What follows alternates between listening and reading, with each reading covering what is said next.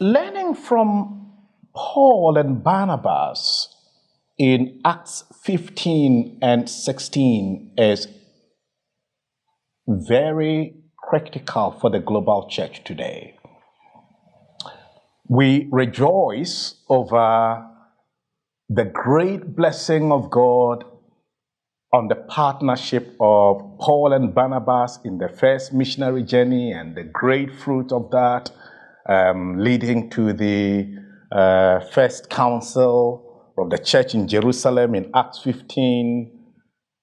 And then at the beginning of the second missionary journey, we come across this conflict between Paul and Barnabas over John Mark. And very often our focus and our emphasis is on that conflict and what, came out of that. As I have said earlier, in every challenge, it's great to reflect on the sovereignty of God in that situation.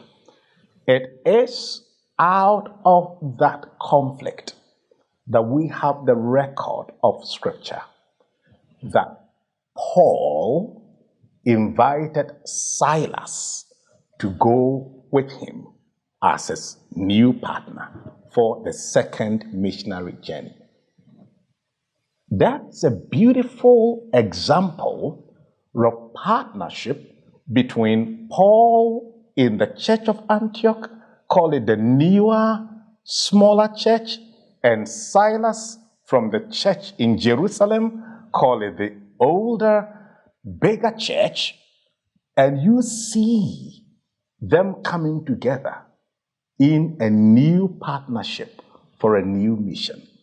If you bring in the fact that in Acts 16 we have the record of Paul specifically asking for Timothy to join the team at that point, the generational leadership, an example that is coming there, but also remembering that Timothy had a Greek father, a Jewish mother as a believer, a second generation Christian in that sense, and you think of Luke joining the team also at that point, you see a multicultural team coming together for a new cross-cultural mission as the gospel crosses over into Europe. And I think that that's a beautiful example for the global church today, as God sends the gospel from everywhere to everywhere. It's teaching us that this new global mission will need a new global partnership across the whole church to fulfill God's purpose. In that story, we have a great example again for our mission today.